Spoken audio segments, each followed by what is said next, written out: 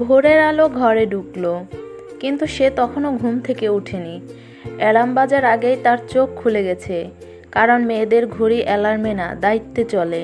সবার আগে রান্নাঘরে যায়, বাচ্চার টিফিন, স্বামীর নাস্তা, শ্বশুর শাশুড়ির চা, সব করতে করতে নিজের খাওয়ার কথা মনেই পড়ে না। আজ সে ঠিক করলো, না, এবার নিজের জন্য বানাবে খাবার। সেদ্ধ সবজি, সামান্য ডিম, এক গ্লাস লেবু পানি, খুব বেশি কিছু না, কিন্তু নিজের জন্য এইটুকু শুরু। খাওয়ার পর হঠাৎ আয়নার সামনে দাঁড়ালো, মুখে ক্লান্তি, চুলে জট। কবে শেষবার নিজের চুলে তেল লাগিয়েছে মনে করতে পারলো না। আজ ঠিক করলো পুরনো সেই ঘরোয়া হেয়ার প্যাকটা লাগাবে। হাতে প্যাক লাগানোর সময় মনে হচ্ছিল, আমরা মেয়েরা সব কিছু করি, কিন্তু নিজের যত্ন নিলেই যেন অপরাধ করছি। অথচ নিজের জন্য 15 মিনিট যদি না দেই, তাহলে বাকি সব দৌড়ঝাঁপ করবো কিভাবে? চুলে প্যাক লাগানো শেষ, এমন সময় ফোন বেজে উঠল। মা ভালো নেই, হাসপাতালে নিয়ে যেতে হবে। সব ফেলে দৌড়ে গেল। এটাই তো আমাদের জীবন, নিজের যত্ন নেওয়ার মুহূর্তেও কারো প্রয়োজন হলে ছুটে যেতে হয়। আর মজার কথা হলো, কেউ জিজ্ঞাসা করে না তুমি ঠিক আছো তো। ডাক্তারের কেবিনে বাইরে বসে রিপোর্ট আসার অপেক্ষায়। হঠাৎ মনে হলো, আমাদের জীবন যেন সব সময় অপেক্ষায় থাকে, কখন কার দরকার হবে, কখন কি লাগবে। কিন্তু নিজের দরকারের সময়, সেটার জন্য তো কেউ বসে থাকে না।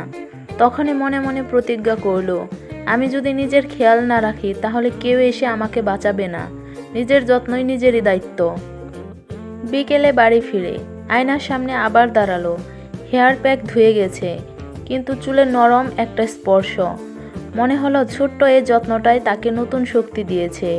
হয়তো জীবন বদলায়নি, কিন্তু মন বদলে গেছে। এই গল্প শুধু আমার নয়, এটা তোমারও হতে পারে। তুমি হয়তো মা, বোন, স্ত্রী বা কন্যা। তুমি অনেক কিছু করো সবার জন্য, কিন্তু নিজের জন্য করছো কতটা? আজ থেকেই শুরু করো নিজের জন্য 10 মিনিট। কারণ তুমি যদি ভেঙে পড়ো, তোমার উপর ভর করে থাকা মানুষগুলো পড়ে যাবে।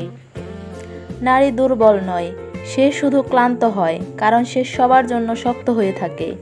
নিজেকে ভালোবাসা শিখো, কারণ তোমার হাসিতে অনেকের শক্তি লুকিয়ে আছে।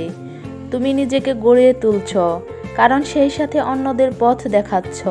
এটাই একজন নারীর আসল শক্তি। নারী শুধু ঘর সামলায় না, স্বপ্নও সামলায়। যখন তুমি নিজের জন্য দাঁড়াবে, তখন পুরো দুনিয়া তোমার জন্য জায়গা করে দেবে। নারীর শক্তি তার নীরবতায় নয়, বরং তার সাহসী সিদ্ধান্তে। নিজের যত্ন নেওয়া স্বার্থপরতা নয়, এটা টিকে থাকার কৌশল। তুমি একাই যথেষ্ট, কিন্তু একা নও। তোমার মতো অসংখ্য নারী একাই লড়াই লড়েছে। তোমার গল্প হয়তোবা ছোট, কিন্তু সেটা অনেকের জন্য অনুপ্রেরণা হতে পারে। তুমি যতবার পড়ে গেছো, ততবার উঠে দাঁড়িয়েছ। এটাই তোমার জয়। তো এখানে আপনারা ভিডিওতে দেখতে পাচ্ছেন, এটা হচ্ছে আমার সকালের নাস্তা, আমার ডায়েটের জন্য। তো এখানে আমি ঢেঁড়স ভাজি নিয়েছি, আর লাউ দিয়ে মুরগির মাংস রান্না করেছি, আর একটা ডিম আর বাদাম ঘি দিয়ে ভেজে নিয়েছি। তো আর আছে শসা আর চিয়া সিড আর ইসবগুলের ভুসি খাওয়ার পরে খাবো। আর খাওয়ার শুরুতে আমি কুসুম গরম পানির সাথে হিমালয়া পিঙ্ক সল্ট আর অ্যাপেল সিডার ভিনেগার আর একটু লেবুর রস খেয়েছি। তো এটাই হচ্ছে আমার সকালের নাস্তা। রান্না করেছি আরও অন্য কিছু, সেগুলো ফ্যামিলির সবাই খাবে, তো সেগুলো আমি খাবো না। এগুলো হচ্ছে আমার ডায়েটের নির্দিষ্ট খাবার।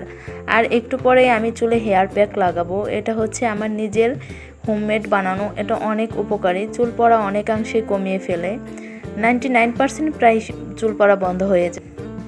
ভিডিওর এই পর্যায়ে একটা ছোট্ট রিকোয়েস্ট করে নিচ্ছি, যারা এখনও আমার চ্যানেলটি সাবস্ক্রাইব করনি, তারা প্লিজ সাবস্ক্রাইব করে নেবে, আর পাশে থাকা বেল আইকনটি ক্লিক করে দিবে। আর ভিডিওর কোনো একটি অংশ দেখেও যদি তোমাদের কাছে ভালো লেগে যায়, আর আমার কথার মধ্যে যদি কোনো ভুল ত্রুটি হয়ে থাকে, তোমরা অবশ্যই ক্ষমাসুন্দর দৃষ্টিতে দেখবে। আর ভিডিও ভালো লাগলে অবশ্যই একটা লাইক দিতে ভুলে যাবে না। তো এখানে আমি চলে এসেছি হসপিটালে, আমার শাশুড়ির চোখে অপারেশন করা হবে, তো তার সাথে আমার থাকতে হবে। তো আজকে যদি চলে যায় বাসায়, সেখানে গিয়েও তার টেক কেয়ার করতে হবে। তারপরেও ফ্যামিলির সবার জন্য সব কিছুই করতে হবে, নিজের জন্যও সময় বের করতে হবে, নিজের যত্ন নিতে হবে। আর হ্যাঁ, আমার মতো সিচুয়েশনে কে কে আছো তোমরা কমেন্টে জানাও। নিজের যত্ন করতে কিন্তু একদম ভুলে যেও না। আজকে এখানেই বিদায় নিচ্ছি, আবার দেখা হবে নতুন কোনো ভিডিওতে। সবাই ভালো থাকো, সুস্থ থাকো, আল্লাহ হাফেজ।